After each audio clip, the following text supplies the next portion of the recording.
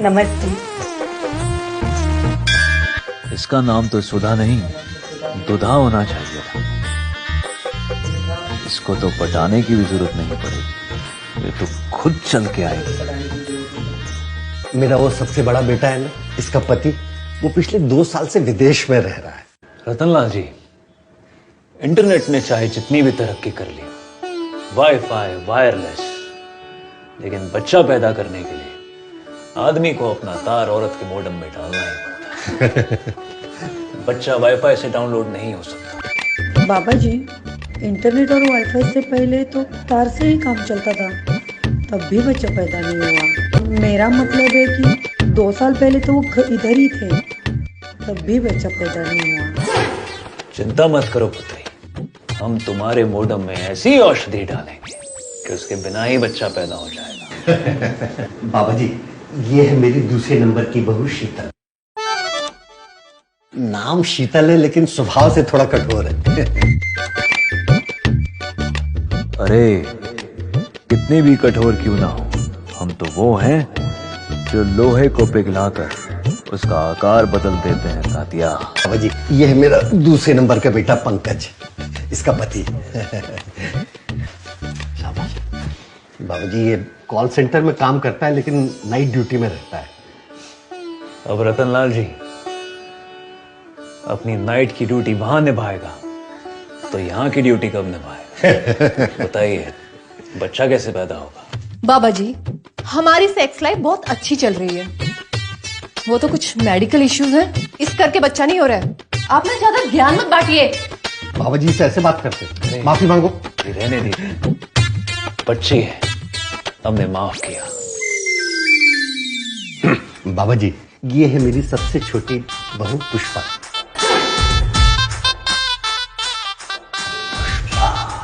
झुकेगा नहीं।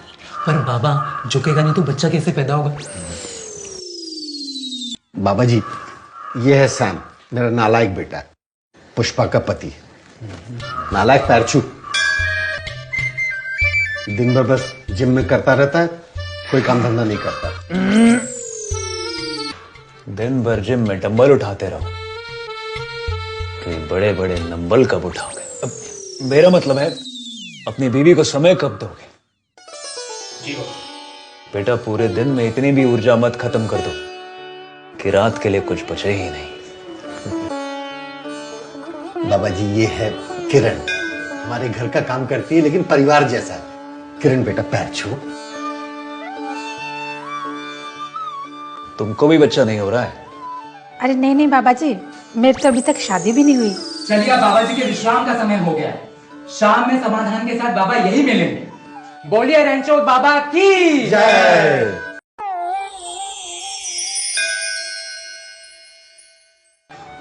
लगता है बाबा गहरी समाधि में चले गए हैं।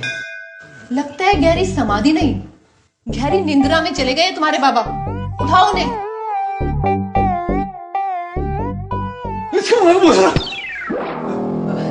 माँ पे भरोसा रखे, माँ पे भरोसा रखे, माँ सब दुख दर्द दूर करेगी। समाधान बताइए बाबा। आपकी समस्याओं का समाधान है ये लड्डू और ये धूप। लड्डू और धूप बाबा?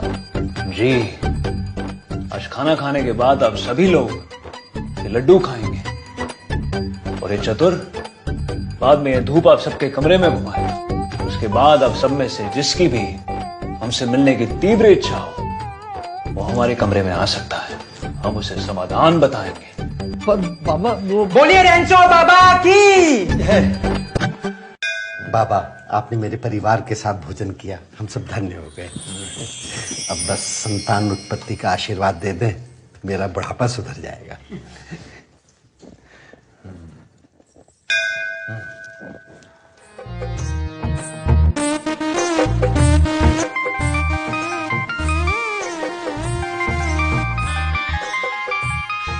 बाबा, ऑनलाइन सत्संग सर्विस।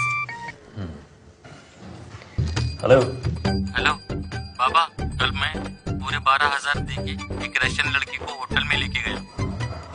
बाबा, मैं बेड पे लेट के उसका इंतजार कर रहा था और वो नहा के बाथरूम से निकली। उसने सिर्फ टॉवल लपेटा हुआ था। बाबा, उसके गीले बालों से टपकती गिरती पानी की बूंदें उसके गोरे गोरे रेशमी बदन पर गिर रही थी। वो बिल्कुल मेरे नजदीक आ गई, मेरी आंखों में देख रही थी। धीरे धीरे उसने अपना टॉवल हटाया।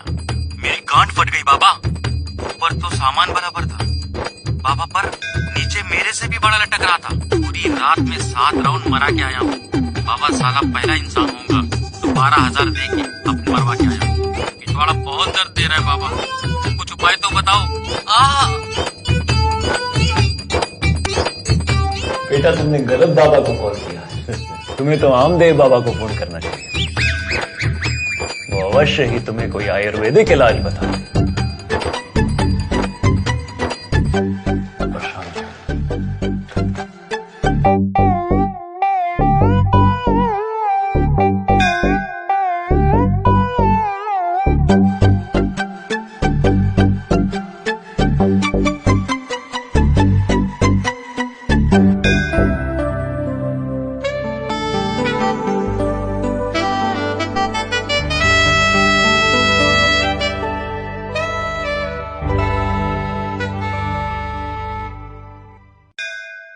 लेकिन प्रसाद ग्रहण करने से पहले एक आवश्यक सूचना।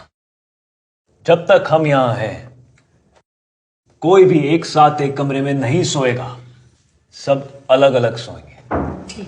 लेकिन बाबा अगर अलग अलग सोएंगे तो बच्चा कैसे होगा? अरे ये काम तो बाबा का है।